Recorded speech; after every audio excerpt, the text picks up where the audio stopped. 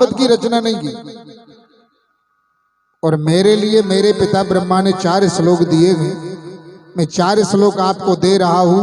आप 4 श्लोकों का मंथन करके भागवत की रचना करिए, आपकी आत्मा को शांति मिल जाएगी। भागवत से बढ़कर के कुछ नहीं है भैया। वेदों में ज्ञान है, वैराग्य है, प्रेमा भक्ति नहीं है। प्रेमा भक्ति भागवत में है। उद्धव जी ज्ञानी थे लेकिन प्रेमी नहीं थे। जब वृंदावन गए हैं तो उद्धव जी ने इस बात को माना है कि जगत का सार है तो भगवान के चरणों में प्रेम।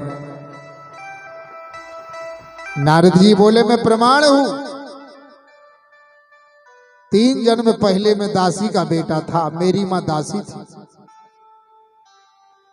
मेरे पिताजी दुनिया से चले गए।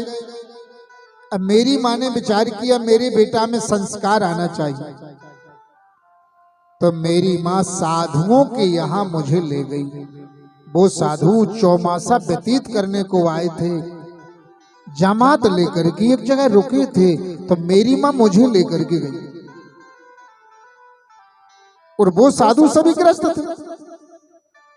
तो मेरी मां ने जाकर के प्रणाम किया और मेरी मां ने विनती की, महाराज जी मैं बेटा को लेके आई हूं, मैं विधवा नारी हूं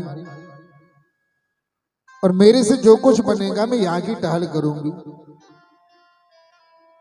बर्तन मांजूंगी, झाड़ू लगाऊंगी, गौ सेवा करूंगी, गौओं को घास लेके आऊंगी, गौ माता का गोबर डालूंगी, पूरी सेवा करूंगी।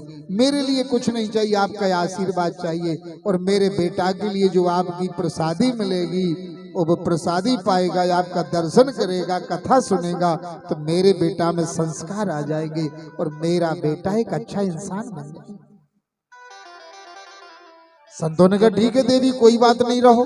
नारद जी सुना रहे 3 जन्म पहले की कथा। यदि आप कुछ हो तो आपके माँ की देन है, आपके पिता की देन है, आपके गुरु की देन है। और कहीं कहीं आपने देखा होगा, कहीं कहीं गाड़ी पे लिखा होता माँ का आशीर्वाद, पिता का आशीर्वाद, गुरु का आशीर्वाद, दादा का आशीर्वाद, दादी का आशीर्वाद। यदि कुछ हो तो माता पिता के आशीर्वाद से हो। आपके माता पिता ने अच्छे कर्म किए हैं, आपके माता पिता ने किसी का बिगाड़ा नहीं है, आपके माता पिता ने भगवान की भक्ति की है, दीन दुखी की मदद की, साधु ब्राह्मण की सेवा की है, तो आज आप कुछ काबिल हो।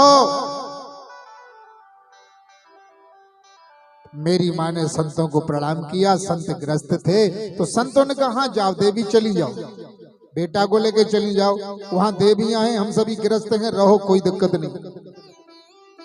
व्यास जी मेरी उम्र 5 साल की थी। आप लोग ध्यान से कथा सुनना। नारद जी 3 जन्म पहले की अपनी कथा सुना रहे। सत्संग में कितनी ताकत होती है। मैं आश्रम में रहने लगा। देखो यहां से बेटा को काशी में, वृंदावन में, अवध में छोड़े आते हैं 5-5, 7 साल के बेटा। और जब पिताजी छोड़ के लौटते हैं वो रोते हैं, पिताजी भी रोते हैं। वही 10, 15, 20 साल में विद्वान बन करके निकलते हैं तो सभी लोग उनसे प्रेम करते। अरे वाह गुरुजी, वाह पंडित जी, कथा सुनाओ, यज्ञ करवाओ, पूजा करो, पाठ करो। जब वो यहाँ से गए थे 5-7 साल की उम्र थी, तब क्या था। और गुरुओं की कृपा से जब बन करके निकलते हैं तो दुनिया प्रेम करती है, दुनिया को ज्ञान देते हैं। बिना तपस्या के, बिना गुरु की कृपा के, बिना आशीर्वाद के प्यारे कोई कुछ नहीं बनता है। कुछ पाने के लिए कुछ खोना पड़ता है, गुरुओं की शरण में रहना पड़ता है, गुरुओं की सेवा करनी पड़ती है। और बिना गुरु की सेवा किए, बिना गुरु में श्रद्धा रखे कोई कुछ नहीं बन पाए। तो मैं वहां रहने लगा। सत्संग होता था, कथाएं होती थी, कीर्तन होता था। मैं नन्हा सा बालक दूर बैठा बैठा सुनता रहता था। मैं कुछ समझता नहीं था, कुछ जानता नहीं था। नारद जी कह रहे क्या, एक दासी का बेटा क्या समझे संतों की भाषा।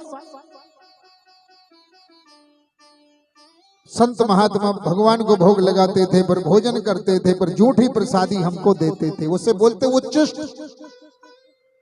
संतों का झूठा प्रसाद कहलाता उच्चिष्ट। और या तो संत किसी को झूठा देते ही नहीं है, और कोई संत गुरु यदि किसी को झूठा दे देवे तो समझो इसका भला हो गया, इसकी नैया पार हो गई। कोई भी संत, कोई भी गुरु किसी को जूठा खिलाता नहीं, खिलाता ही नहीं। और यदि किसी को दे देवे तो समझो कि पूरी कृपा उस तक पहुंच गई। कोई बिरले पर जिस पर रीझ जाए तो दे देता है, इसका भला हो जाए।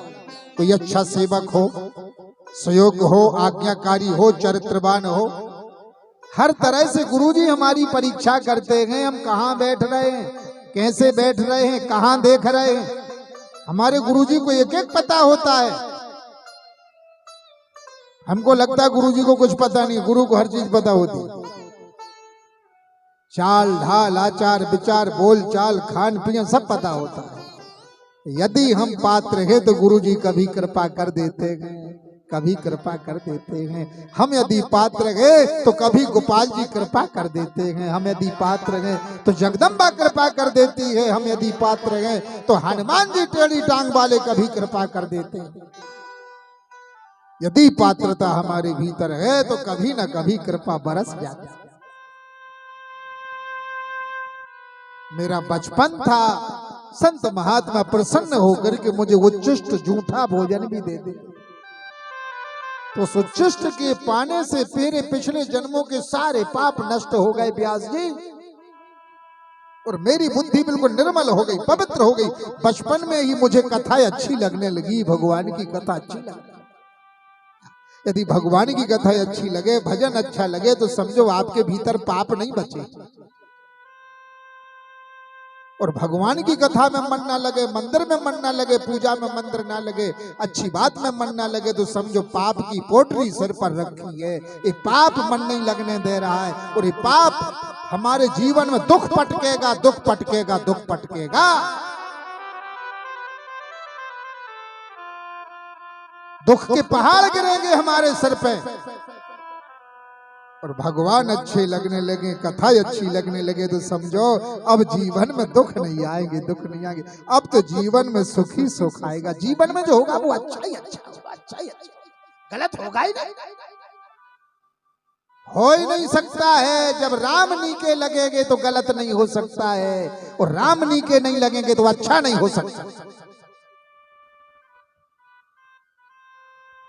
व्यास जी, खूब मन लगता था मेरा कथा में, सत्संग में खूब मैं कथा सुनता था। मेरी माँ सारी सेवा करती थी, बर्तन मांजती थी, गौ सेवा करती थी, घास काटती थी, झाड़ू लगाती थी, गौ माता का गोबर करती थी। 4 माह के बाद संत महात्मा जाने लगे वृंदावन। मैंने रात में सुना संत महात्मा चर्चा कर रहे, कल अब हम लोग वृंदावन चले गए, चौमासा हो गया। तो मैंने सुना, मैंने कहा गुरुदेव कहाँ जाओगे? कहा बेटा हम लोग अब यहाँ से जाएंगे। पर यहाँ कौन रहेगा? कहा बाकी के संत रहेंगे। तो गुरुदेव हम भी साथ में चलेंगे। कहा बेटा तुम नहीं चलोगे, तुम यहीं रहो, हम आपके बिना नहीं रहेंगे, कथा के बिना नहीं रहेंगे। हमारी माँ ने सुना तो माँ संतों के पास गई और हमारी माँ रोई। माँ ने कहा गुरुदेव बेटा को नहीं ले जाना, बेटा को यहीं छोड़ जाना, मेरा इकलौता बेटा है, वही सहारा है, और उसको ले जाओगे तो मैं क्या करूंगा? तो प्रातः काल संतों ने कहा बेटा सुनो, मातृ देवो भव, पितृ देवो भव, आचार्य देवो भव। प्रथम भगवान माँ होती है, दूसरा भगवान पिता होता है, तीसरा भगवान गुरु होता है। तो मैंने कहा गुरुदेव आप कथा में सुनाते थे कि राम भजन की ये सब बाधक, चाहे माता हो, चाहे पिता हो, चाहे बेटा हो, चाहे भैया हो, ये भक्ति के बाधक है, और आप कह रहे माँ की सेवा करो। तो संतों ने मेरे लिए समझाया, यदि तुम्हारा मन भगवान में लग गया है तो भगवान कोई लीला रचेगा, लेकिन माँ को तुम मत छोड़ो। यदि तुम्हारे भीतर सच्ची भक्ति है और कहीं से बाधा आ रही है तो भगवान उस बाधा को दूर करेगा। आपको यदि कोई अकारण परेशान कर रहा है और आपकी सच्ची भक्ति है तो विश्वास रखो भगवान रक्षा करेगा, और वो कांटा निकाल के फेंके। लेकिन भक्ति पक्की हो, और यदि वो कांटे लग रहे हैं तो समझो भक्ति कच्ची है, भक्ति कच्ची है, भक्ति के लिए अभी हमारी भक्ति में ताकत नहीं है, भक्ति कमजोर है। और जिस दिन भक्ति में ताकत होगी वो कांटे अपने आप भगवान निकाल के फेंक देगा, रास्ता साफ। हे व्यास जी, प्रातः काल हुआ, गुरुदेव ने मुझे समझाया। मैंने कहा गुरु जी ठीक है, हम रहेंगे कैसे आपके बिना, ये कथा कौन सुनाएगा? का बेटा सब ठीक हो जाएगा, जो कथा मैंने सुनाई इसका चिंतन करना, माँ को छोड़ना नहीं, माँ को नहीं छोड़ना। प्रातः काल संत महात्मा जब जाने लगे तो एक बार मैंने उनकी छवि देखी, और छवि देख के मैंने नेत्र बंद किए। मेरे मुख से शब्द निकले, मेरी मां मर जाए। ध्यान दें, मेरे मुख से शब्द निकले कि मेरी मां मर जाए। देखिए भक्ति का प्रभाव ये होता है। भक्ति करने वाले को मां भी बाधक लगने लगी, मेरी मां मर जाए। व्यास जी, मुझे नहीं कहना था कि मां मर जाए, लेकिन मेरी गलती थी, मेरे मुख से निकले। माना होती तो मैं संतों के साथ चला जाता। मेरी मां मर जाए। हुआ क्या, एक दिन मेरी मां गौशाला गई गौ दोहन करने के लिए। अंधेरा था, घास में काला सर्प बैठा था, और मेरी मां के लिए काले सर्प ने डस लिया। अंधेरा था, मेरी मां कहती बेटा बेटा। मैंने कहा हाँ मां, चिराग लेकर के आओ अंधेरे में, और मेरे को लगता है कि मुझे काले सर्प ने डस लिया है। व्यास जी मैं चिराग लेकर के गया, और जब मैंने वहां देखा तो गौशाला के पीछे घास रखी थी, घास में काला सर्प बैठा था, और काले सर्प ने मेरी मां के पांव में डस लिया। मेरी मां के पांव से खून बह रहा था, खून बह रहा था, और मेरी मां की ममता रो रही थी। मां रो रही थी, और मां कहती बेटा अब मेरी आंखों से धुंधला धुंधला दिख रहा है, और अब मेरे प्राण जाने वाले हैं, और मेरे लिए मेरी चिंता नहीं है, मेरे लिए तेरी चिंता है। तेरा क्या होगा? तो मैंने भी देखा माई सर्प बैठा है, जिब्भा लफलफा रहा। अब मैं क्या करूं, छोटा सा बालक। मां ने कहा मेरे पास में आओ। मैं मां के पास में गया, मेरी मां ने चुम्बन किया, सिर सूंघा, मेरे सिर पे हाथ रखा, और कहा बाके बिहारी अब मैं जा रही हूं, मेरे प्राण निकल रहे, और इस बेटा का दुनिया में कोई नहीं। आपके चरणों में मैं छोड़ के जा रही हूँ, हे बांके बिहारी अब इसको संभालना। आपका दिया हुआ है, और आपके चरणों में सौंप रही हूँ। आपने दिया था और आपके लिए सौंप रही हूँ। और हे बिहारी जी अब इसकी लाज बचाना, मेरी मां ने कहा। और कहा बेटा अब मेरे प्राण निकल रहे हैं, अब मेरा तेरा साथ छूट रहा है, और मुझे तेरी चिंता है, दुनिया में तेरा कोई नहीं।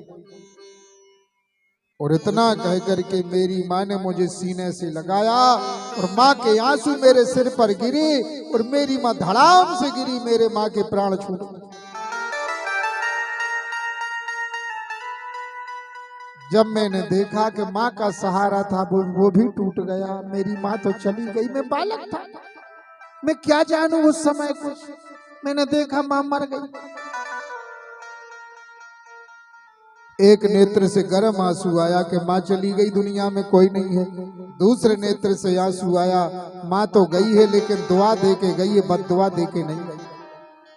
ध्यान रखना, माता पिता की बद्दुआ ना मिले जिंदगी। तुम दुनिया के हो जाओ कुछ नहीं मिलेगा, यदि माता पिता से विमुख हो गए हो तो दुनिया के बन जाओ कुछ नहीं मिलेगा, और माता पिता के बन गए हो, दुनिया के ना बनो तो तुम्हें सब कुछ मिल जाएगा। तुम दुनिया को प्रसन्न कर लो कुछ नहीं मिलेगा। माता पिता क्रोधित हो गए, माता पिता नाराज हो गए, दुनिया तुम पे खुश हो जाए कुछ नहीं मिलेगा। और माता पिता खुश हो गए हैं, दुनिया गुस्सा हो जाए तुम्हारा कुछ नहीं बिगड़ेगा।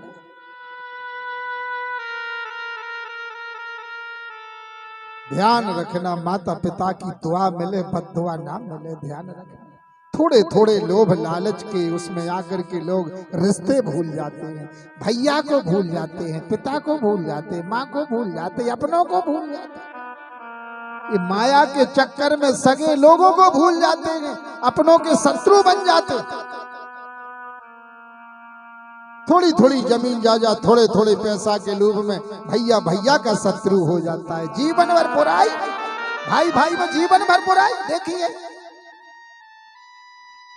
जमीन जायदाद के पीछे ध्यान रखो, यदि एक भैये में समझ नहीं है, एक भैया ना समझ है, तो आप समझदार बन करके उस रिश्ते के लिए निभाओ। आप समझदार हो तो आप निभाओ, उसमें समझ नहीं है, लेकिन आप समझदार हो तो आप उस रिश्ते के लिए निभाओ। एक कथा कहती, दूसरे नेत्र से ठंडा आंसू आया, माँ तो चली गई लेकिन माँ दुआ दे के गई है, बद दुआ दे के नहीं गई। ठीक बचपन था, मैं क्या समझूं ब्यास जी, क्या होता क्या नहीं होता, दुनिया में मेरा कोई नहीं। मैं वहां से आगे बढ़ा, हिमालय से आगे गंगा के किनारे बैठ गया, सत्संग करता रहा, दिन रात चिंतन रहता था। साधु महात्मा चले गए, गुरुजी चले गए, माँ चली गई, बैठ गया भजन करने के लिए। जो गुरुजी ने मंत्र दिया था उसी मंत्र का मैं जाप करता था। नेत्र बंद किए, भगवान की छवि मेरे लिए भीतर दिखी। मैंने नेत्र खोले, मैंने कहा भगवान सामने दर्शन दो। आकाशवाणी हुई, अभी नहीं, अगले जन्म में एक जन्म और लेना पड़ेगा। फिर महाप्रलय हुआ, सभी जीवों को भगवान ने अपने में समेटा, फिर सृष्टि का विस्तार हुआ। फिर भगवान की नाभि पर कमल, कमल पर ब्रह्मा, और ब्रह्मा की गोद से मेरा प्राकट्य हो गया और मेरा नाम रख दिया नारद। बोलिए नारद भगवान की जय हो। गोलोक धाम में रहता था मैं, जहां विष्णु कृष्ण अवतार में रहते हैं राधा के साथ में। और ये तंबूरा मेरे लिए कन्हैया ने दिया है, विष्णु जो कृष्ण के अवतार हैं तंबूरा। और काय के बजाओ और संसार में जाकर के भक्ति का प्रचार करो, जिसमें 7 स्वर डले हुए हैं, षडज ऋषभ गंधार मध्यम पंचम धैवत निषाद। ये संगीत के स्वरों के नाम हैं। षडज ऋषभ गंधार मध्यम पंचम धैवत निषाद, जिसे बोलते षडज को बोलते हैं सा, ऋषभ को बोलते हैं रे, गंधार को बोलते हैं गा, मध्यम को बोलते हैं माँ, पंचम को बोलते हैं पा, धैवत को बोलते हैं धा, और नी को बोलते हैं नी। और सा निकला है मोर से, रे निकला है चकोर से, गा निकला है बकरी से, माँ निकला है क्रौंच से, पा निकला है कोयल से, धा निकला है मेंढक से, नी निकला है हाथी से। ये 7 स्वर ऐसे निकले हैं सरगम के। और जो 7 स्वर मेरी वीणा में, देवदत्ता में माम वीणाम स्वर ब्रह्म विभूषितम, मूर्छित्वा हरि कथाम गायमान श्राम हम। देवदत्ता में माम वीणा, ये वीणा मेरे लिए मिली है, और इस वीणा में 7 स्वर बजा करके मैं भक्ति का प्रचार करता हूँ। इन 7 स्वरों से सारा संगीत प्रकट हो गया, सारे राग प्रकट हो गए। राग यमन, राग भैरवी, राग दरबारी, राग शिवरंजनी, राग धनासरी, राग पुनिया, कितने राग निकले हैं इनसे शास्त्रीय संगीत में। तो नारद जी, एक दासी का बेटा जब सत्संग के प्रभाव से नारद बन सकता है, तो आप क्या नहीं कर सकते हो। ब्रह्मा जी ने मेरे लिए 4 श्लोक दिए हैं, वो श्लोक आपको दे रहा हूं। आप मंथन करके भागवत महापुराण की रचना करिए। नारद जी ने 4 श्लोक व्यास जी को दिए, व्यास जी ने 4 श्लोकों का मंथन किया, 12 स्कंद 18,000 श्लोक 335 अध्याय के महापुराण की रचना की, जिसका नाम रखा श्रीमद् भागवत महापुराण। श्री शब्द से तिलक किया है जो राधा रानी है। मत नशा चढ़ेगा जो भागवत सुनेगा। विराम दे रहे भैया, 5 मिनट के बाद विराम दे रहे। भागवत भक्ति भी बढ़ेगी, ज्ञान भी बढ़ेगा, वैराग्य भी बढ़ेगा और दुनिया से तर भी जाएगी। महापुराण, पुराण में 5 लक्षण, भागवत महापुराण जिसमें 10 लक्षण है। ऐसी कथा जब व्यास जी ने रची तो व्यास जी की आत्मा को शांति मिल जाती है, और ऐसी कथा जो सुनता है उसकी आत्मा को शांति मिलती है। और संसार में शांति और सुख के लिए भागवत से बढ़कर के कुछ नहीं है। अब 6 प्रश्नों का उत्तर दिया है, उसके पहले 5 मिनट का विराम ले रहे। तत्पश्चात वाणी द्वारा पुनः सेवा की जाएगी। बोलिए श्री वृंदावन बिहारी लाल जी जय हो।